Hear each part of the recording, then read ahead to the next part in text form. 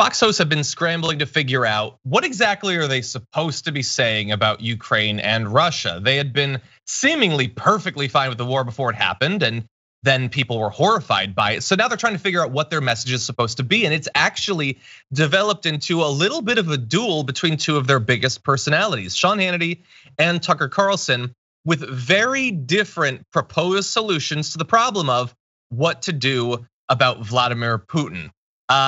And the gap between their positions is very much life and death. So let's jump into it. Here is Sean Hannity and what he'd like to see happen to the head of Russia. What we really need in this crisis, more than anything else, is a worldwide condemnation. And it's a simple new rule that if you invade an innocent sovereign country and you kill innocent men, women, and children, you don't deserve to live. That's the bottom line. Well, Hannity, we have an executive order that prohibits assassination of foreign leaders. And I'm like, you cut the head of the snake off and you kill the snake.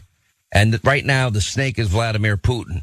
He's killed those young children. He's killed those innocent women. He's injured those innocent citizens. He's caused all of this. So that is Sean Hannity, who's advocating for a apparently official policy of assassinations, and is not going to be like warded off from that position by the fact that it's illegal, that it's reprehensible, that it would definitely lead to attempts on the lives of other leaders. But anyway, Ben, I did want to ask you. He said that if you invade a country, if you kill men, women, and children, you don't deserve to live. That seems like a safe thing to say because that Vladimir Putin is the only person to which that could be applied, right? I mean, this is where it gets really wild. Like, look, let's be clear, right?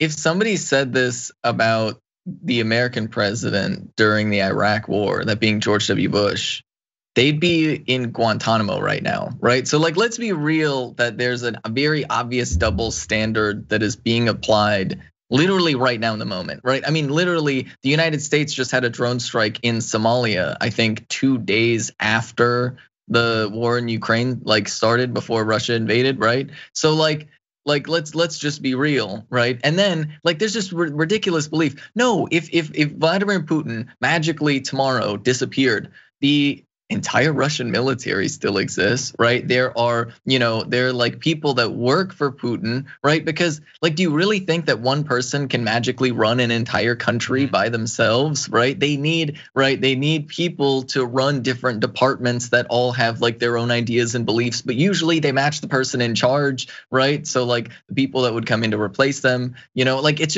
very cartoonish. It's very much like, I mean, Sean Hannity thinks this is a movie. He thinks that this is James Bond. He's not living in the real world. Yeah, exactly. No, well, you nailed it in it's cartoonish. Sean Hannity apparently, like, look, I watch James Bond movies. I like those things too. I don't generally like try to have that be the core foundation of my analysis of world events, but no, he thinks it's as simple as that. Kill Putin. It's not the dumbest thing that he said on his show yesterday. We'll get to that in a little bit, but as I alluded to in the intro, there's a big disagreement. So Hannity is saying kill Putin. They'd had Judith Miller on, who sort of implied that on Fox News a little bit ago. Tucker Carlson wants to go in a different way. So let's jump now what he had to say. Putin is bad. No one in America is going to argue with that. But will destroying the entire Russian economy make Putin less bad? Will it force Russian troops to withdraw from Ukraine? And if it will, how exactly will that work and how long will it take? Or is the plan bigger than that? Is the idea that we can force Vladimir Putin from office entirely? Okay, will that work? And if it does work, what happens to Russia after Vladimir Putin leaves? Would the next Russian president be an improvement over Putin? Or would Russia descend into barbarous chaos like Iraq, Syria, and Afghanistan did once we overthrew their governments? Keep in mind the very people who are proposing all of this are the very same people who defunded our police departments and destroyed our schools and tore down the Teddy Roosevelt statue in New York City. They're the ones who armed the Taliban. They're the ones who devalued the US dollar. They're the ones who brought human slavery back to Libya. They're very good at wrecking things. It's what they do. They planned the Iraq war and they never apologized for it.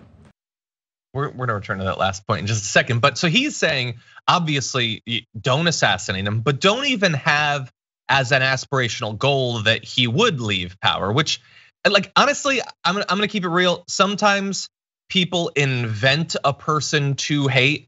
I feel like that's what he's doing right now, like inventing a whole bunch of establishment people who are calling for Putin to get taken out, unless that was just a subtweet effectively of Sean Hannity. Most people seem to be focusing on what's happening in Ukraine and stopping the conflict rather than the unique problem of Vladimir Putin. But he's saying there, don't kill him, don't force him out. It might, like, if anything resulted in him leaving office, that might in fact be worse. So you sounded like you share some of those same concerns.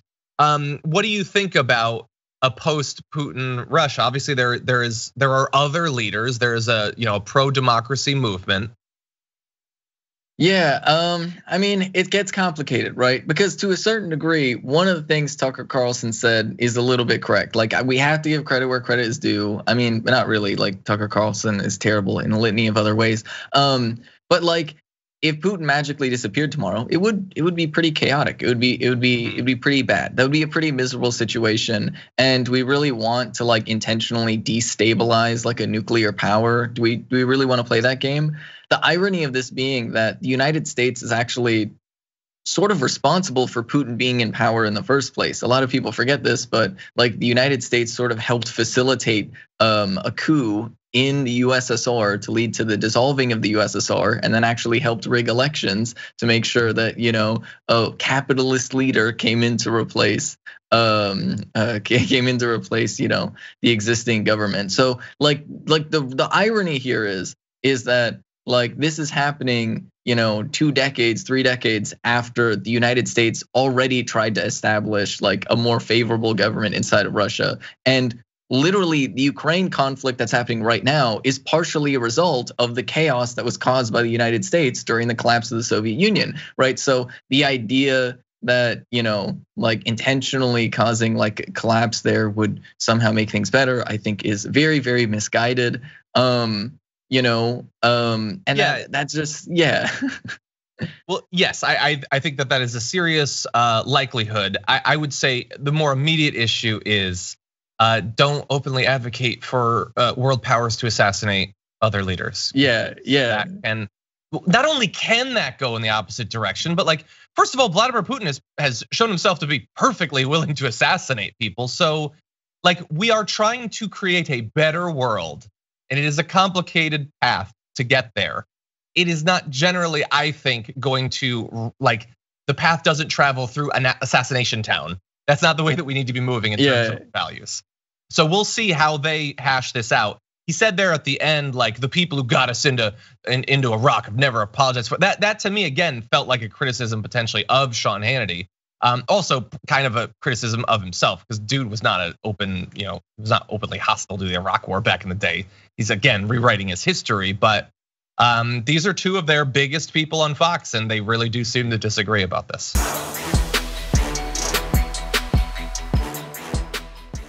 Check out the Damage Report podcast each day, wherever you get your podcasts, whether Pocket Casts or Stitcher or iTunes.